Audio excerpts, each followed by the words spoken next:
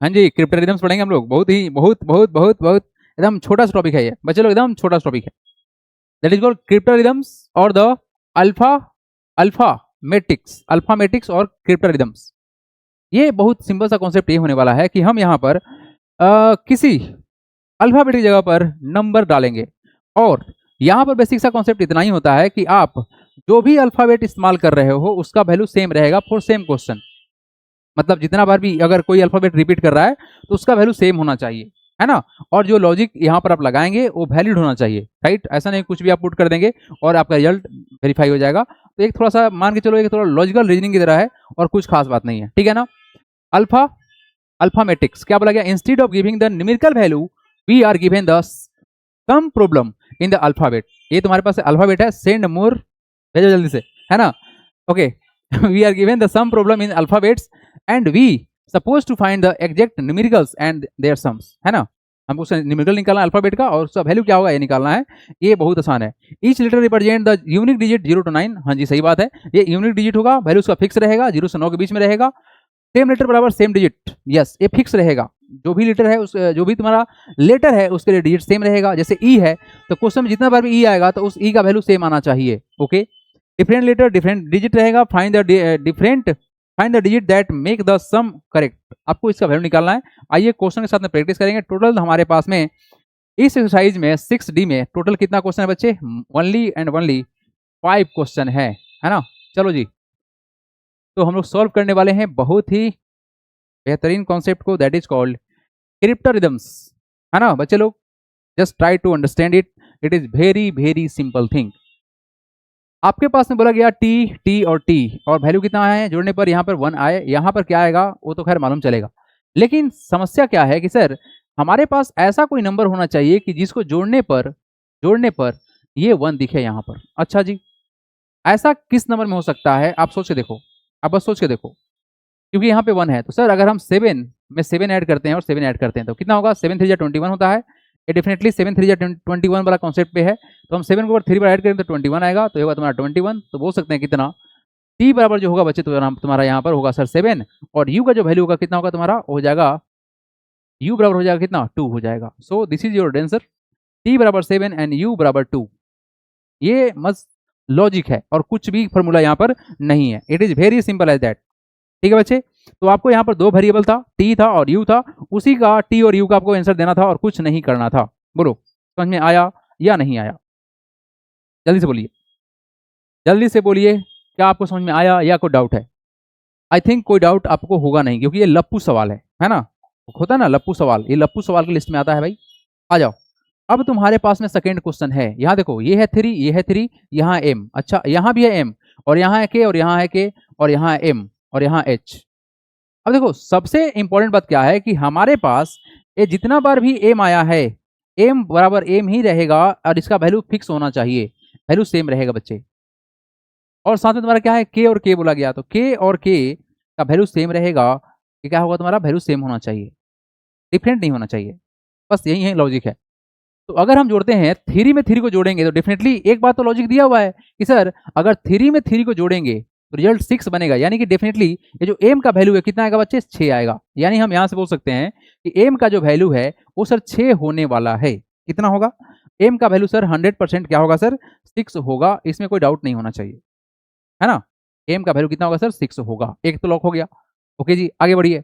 अब फिर से हमको यहाँ पर चाहिए सर 6, ये लॉजिक है। मतलब क्या बच्चे, एम ही तो है तो चाहिए क्या हमको, 6 चाहिए। तो हम क्या करेंगे, ये सोचने वाली बात है। हम ऐसा क्या करें कि सर यहाँ पर दोनों डिजिट को ऐड करें और यहाँ पर 6 बन जाए। तो डेफिनेटली अगर आप 8 और 8 को जोड़ेगे तो कितना होगा, 16 होगा। बोलो हाँ या ना। तो आपका क्या 6 हो गया, देखो ध्यान से, यहाँ भी 6 यहाँ भी 6, एम और एम सेम कर गया। यानी बच्चे के का जो तुम्हारा वैल्यू होगा कितना होगा बताओगे, ये तुम्हारा होगा 8।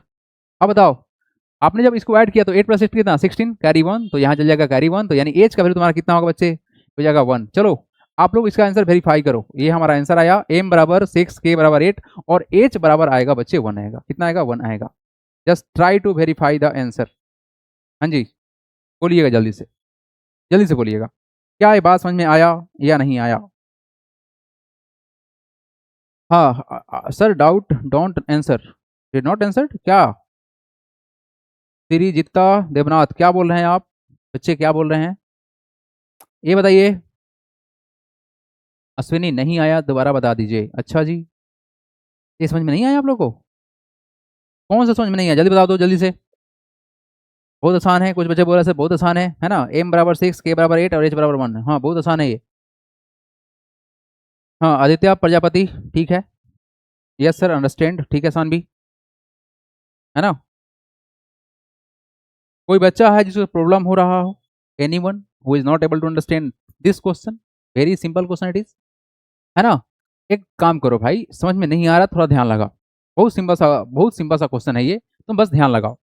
ध्यान लगाने के लिए सिंपल सा प्रोसेस नहीं बोला जा रहा है कि जो अल्फाबेट सेम रहेगा उसका वैल्यू सेम रहेगा। देखो ध्यान से, यहाँ पर एम है और यहाँ पर भी एम है, तो एम का वैल्यू 6 आया है, सेम है। अच्छा, ये दोनों के है और ये भी के है, तो दोनों का वैल्यू 8 आया है।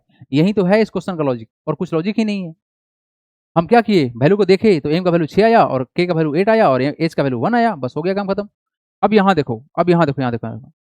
ये क्या है सर, लॉजिक कुछ है, देखो ध्यान से। ये 7 है और कलर चेंज करने दो भाई, इन्हें तो दिख भी नहीं करेगा, है ना। ठीक है। ये सर 7 है, कितना है जी, ये सर 7 है।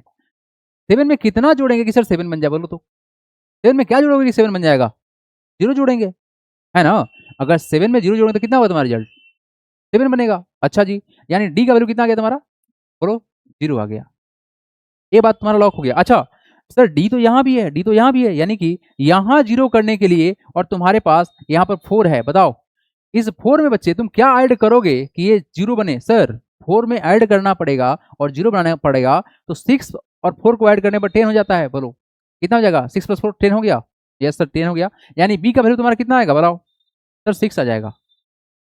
बी का वैल्यू कितना हो जाएगा बच्चे? बी का वैल्यू तुम्हारा 6 हो जाएगा, 6 4 10 हो गया। अच्छा, कैरी कितना हो जाएगा? 1, तो ये हो रही 1, यानी ई का वैल्यू तुम्हारा कितना हो गया, बोलो?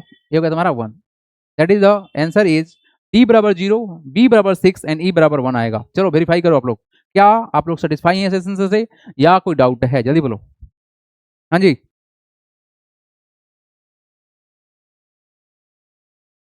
अच्छा मयंक ऐसा बात है, रुको कोई बात नहीं, क्वेश्चन नंबर 6 देख लेंगे हम। हाँ जी, ई बराबर 1, बी बराबर 6 एंड डी बराबर 0, सही है, बिल्कुल सही है ना, एकदम सही है, सबका आंसर सही है। लप्पू क्वेश्चन है ये सर, वहां पर के+3, अच्छा कहाँ पर, अगला क्वेश्चन में? अरे 3 + 3 6 होगा ना बाबू, तो 3 + 3 6 का, तो तुम्हारा एम का वैल्यू 6 आ गया वहां पर, है ना। चलिए, अब अगला क्वेश्चन नंबर देखते हैं, फोर्थ, है ना। अब अगला क्वेश्चन तुम्हारा फोर्थ देखते हैं, देखो यहाँ पर क्या बोला गया। बच्चे देखो ध्यान से, लॉजिक बस इतना ही सा है कि सर ये 9 है और यहाँ पर हो गया 18, तो 9 में कितना ऐड करना पड़ेगा कि सर 8 हो जाए? 18 नहीं 8 है, तो सर 9 में 9 ऐड करना तब ना होगा 18 कैरी 1। अच्छा, यानी बी का वैल्यू कितना होगा तुम्हारा? बी का वैल्यू होगा तुम्हारा 9 हो गया। अच्छा जी 9 हो गया। अच्छा, अब देखा लॉजिक देखो, सर यहाँ पर बी है तो यहाँ भी बी है, अच्छा मतलब बी का वैल्यू यहाँ पर भी तुम्हारा 9 चाहिए, हमारा क्या है बी है, और बी का वैल्यू हमने क्या माना है, यहाँ पर 9 दिया है, तो सर यहाँ पर रिजल्ट हमको क्या चाहिए? 9 चाहिए। कैसे मालूम करिए, ये बी और बी सेम है ना बच्चे, देखो ध्यान से, अगर यहाँ पर 9 है तो ये भी तुम्हारा 9 ही होगा। अब 9 करने के लिए तुम्हारे पास यहाँ पे 9 है, तो यहाँ क्या डालोगे? याद रखना ना कि 9 + 9 तुम्हारा कितना होगा? 18 कैरी 1 है, तो अगर आप 9 रखोगे तो 9 + 9 कितना होगा? 18 + 1 कितना हो गया? 19। बात तो मान गया, सोचो तो बात माना कि नहीं माना? यानी बच्चे यहाँ पर तुम्हारा जो बी का वैल्यू आएगा कितना आएगा तुम्हारा? 9 ही आएगा, और कुछ नहीं आ सकता। बी का वैल्यू 9 ही आएगा, वहां पर कैरी है उसको जोड़ लो, कितना हो गया? 9 + 9 18 कैरी 1, ठीक है। 9 + 9 18 + 1 19 कैरी वन को यहाँ लिख दिए, हो गया काम खत्म। यानी बी का वैल्यू कितना होगा तुम्हारा? 9 होगा। चलो यहाँ बात कर लेते हैं। हाँ जी, ये क्वेश्चन क्या बोल रहा है भाई, ये क्वेश्चन क्या बोल रहा है? यहाँ बोला गया सर कि P और P अच्छा सेम सेम है, यहाँ पे होगा 8, 8 होगा, ठीक है। और फिर से यहाँ P है और यहाँ पे Q है और यहाँ पे 1। अच्छा, यहाँ पे देखो लॉजिक क्या है, यहाँ पे लॉजिक इतना दिया गया है कि सर ये 2 डिजिट, ये सिंगल डिजिट, और यहाँ पर 3 डिजिट का नंबर बन रहा है। अच्छा जी, तो हम क्या सोच सकते हैं, देखो 8 बनाने के लिए दो काम कर सकते हो, या तो 4 + 4 कर लो या फिर 9 + 9 कर लो।